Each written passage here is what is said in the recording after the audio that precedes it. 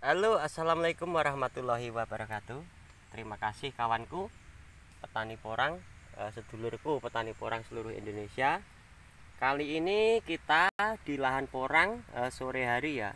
Ini terlihat nampak di depan kita ini porang hitam kawan. Porang hitam kalau kita lihat ini sangat mempesona ya batangnya ya.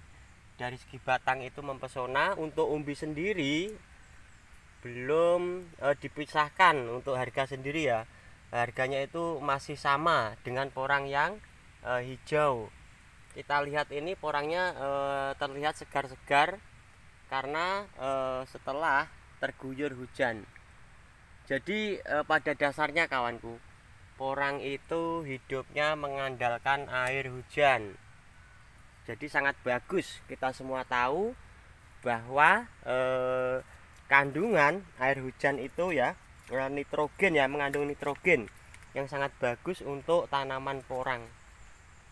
Ini kita lihat seger-seger ya kawanku ya, yaitu tadi karena sudah terkena air hujan. Ini sudah berapa, 2 bulan kawan, 2 bulan lebih sedikit dari 2 bulan itu ya, 60 hari HST ya, 60 hari setelah tanam. Kita lihat ini tingginya sudah 1,60 m ya. Dengan kita ini tingginya sudah tinggi porangnya kawanku. Ini kita lihat ini seger-seger karena terkena air hujan. Jadi tanam porang itu mudah kawan. Tanam porang mudah, pupuknya juga tidak neko-neko ya. Pupuknya kita sendiri cukup pakai pupuk kandang yang difermentasi secara alami. Kita lihat ke bawah ya, kita lihat ke bawah ini, kita lihat, nah ini kita perlihatkan, ini tanah ini sudah tercampur dengan pupuk kandang yang difermentasi secara alam. Ini ada pupuk kohe ya, kohe pupuk kandang kotoran hewan itu.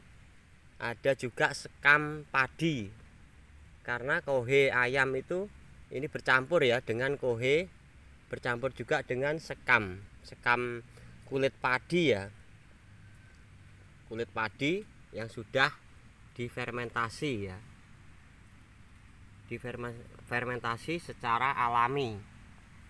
Ini kelihatannya subur-subur karena habis terkena air hujan. Kita tidak memakai pupuk yang neko-neko kawanku ya. Kita pakainya itu cukup pupuk kandang yang difermentasi alam ya, karena kita sendiri menginginkan budidaya porang itu pakainya itu cukup pupuk organik ya, organik padat ataupun organik cair. Termasuk juga pupuk kohe itu organik padat ya. Kohe yang difermentasi secara alam itu kohe POC, pupuk organik padat ya. Kalau pakai pupuk organik cair bisa juga yang dari urin kelinci. Nah itu seperti itu. Ini pertumbuhannya sangat cepat kawanku, karena ini dari benih umbi yang 1 kilo isinya itu 1, yang 1 kilo isinya 2. Ini batangnya sudah lumayan besar ya, batangnya sudah lumayan besar. Ini tingginya sudah sekitar 1,50 m. Ini lihat, kita lihat depan ini sudah nampak, ini calon katak kawan, calon katak di tengah antara cabang ya. Ini sudah terlihat kataknya itu. Nah itu calon katak. Kegiatan kita di sore hari kontrol mungkin ada jamur atau tidak. Alhamdulillah untuk kali ini tidak ada jamurnya kawan ya. Kita kontrol tidak ada jamur yang mengganggu tanaman porang kita. Aman dari gangguan jamur. Kalau karena apa, musuh paling utama rata-rata itu dari jamur kawan, rata-rata itu dari jamur, dari cendawan. Ini kita lihat ini, nah ini yang kuning-kuning kawan. Dari sekian banyak batang ya, dari sekian banyak pohon porang, itu yang terkena kuning seperti ini hanya 1. Ini bisa jadi karena dari umbi ataupun dari bibit ya. Dari bibitnya kurang bagus satu juga bisa, dari faktor tanah juga bisa. Tapi kalau dari faktor tanah, sebelahnya ini bagus, yang sebelah sini juga bagus ya. Bisa jadi karena terkena, kalau ini menurut saya ini embun racun ya, embun racun ataupun bakteri ya. Ini tidak kita semprot karena hanya satu pohon, kita biarkan saja, nanti akan sembuh sendiri. Seperti itu kawanku. Yang lain juga bagus-bagus kan, nggak ada yang rusak seperti itu.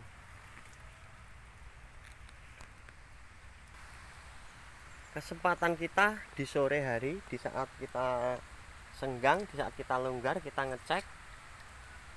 Ini kita buat parit kawan ya. Kita buat parit itu supaya apa? Supaya air tidak tergenang. Sudah sering saya jelaskan.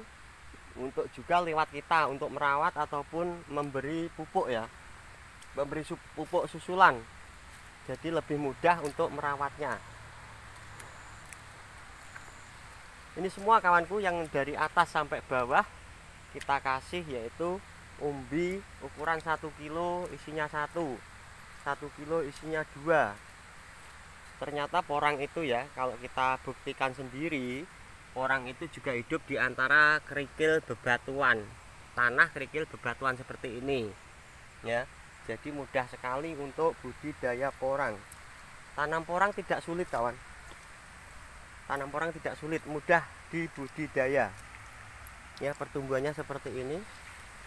Ini malah besar sekali, tunasnya ya. Tunasnya itu besar sekali.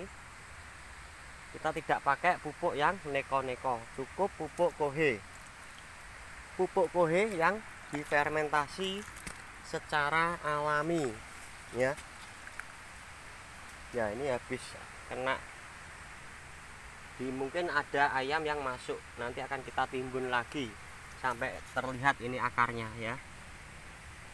Ini akan kita tutup kembali karena apa? Akar itu kalau kelihatan bisa jadi terkena sinar matahari, akan mengganggu juga pertumbuhan pada batang porang. Seperti itu kawanku. Semuanya ini kita jelaskan dari bibit umbi. Bibit umbi yang 1 kilo isinya 1 kilo isinya 2. Hasilnya luar biasa kawanku. Dari tadi kita jelaskan juga ini lahan porang ini kita tanam ini di antara bebatuan kerikil, tapi juga ada tanahnya ya. Tanam porang tidak sulit kawan. Dimana tempat porang itu mudah tumbuh ya. Tanam porang tidak sulit, dimana tempat mudah tumbuh, asalkan sesuai dengan musim yang tepat ya. Untuk musim di Jawa ya, budidaya porang itu di bulan tanam porang ya, di bulan 10, 11 dan 12 ya. Oktober akhir, November, Desember itu untuk tanam, untuk budidaya porang. Itu musim yang tepat untuk tanam porang. Kita mengikuti musim yang tepat, bibitnya yang tua. Seperti itu. Hasilnya seperti ini kawan-kawan. Sekali lagi kawanku, sedulurku petani porang seluruh Indonesia, budidaya porang itu tidak sulit asalkan sesuai dengan musim yang tepat. Musim yang tepat, pengolahan lahan ya. Pengolahan lahan, kalau tanahnya belum mawur, belum gembur, harus kita olah dulu supaya gembur. Juga bibit yang tua seperti itu. Minim untuk kegagalan budidaya porang kawanku. Banyak teman-teman yang gagal karena tidak mengikuti standar operasional ya. Tidak mengikuti SOP untuk budidaya, asal-asal tanam saja. Salah satu contoh, misalkan asal tanam itu tempatnya yang becek, tempatnya yang tidak gembur, tergenang air, itu tidak akan berhasil rata-rata ya untuk budidaya porang. Juga bibitnya kurang tua, bibitnya yang kurang tua itu juga berpengaruh pada hasil. Satu lagi, musimnya yang tidak tepat. Contoh bulan sudah bulan 1 bulan 2 baru mulai budidaya porang itu juga kurang tepat, karena bulan 1 bulan 2 bulan Januari Februari itu waktunya untuk pertumbuhan tanaman porang. Seperti itu kawanku, salam sehat, salam sukses, sukses terus. Semangat semuanya untuk budidaya porang. Salam sehat, salam sukses. Saya ucapkan sukses bersama-sama seluruh petani porang seluruh Indonesia. Oke, saya akhiri kawanku. Semoga bermanfaat, informasi sedikit ini bermanfaat untuk kita semua petani porang seluruh Indonesia. Oke, saya akhiri. Wassalamualaikum warahmatullahi wabarakatuh. Matur suwun nuwun.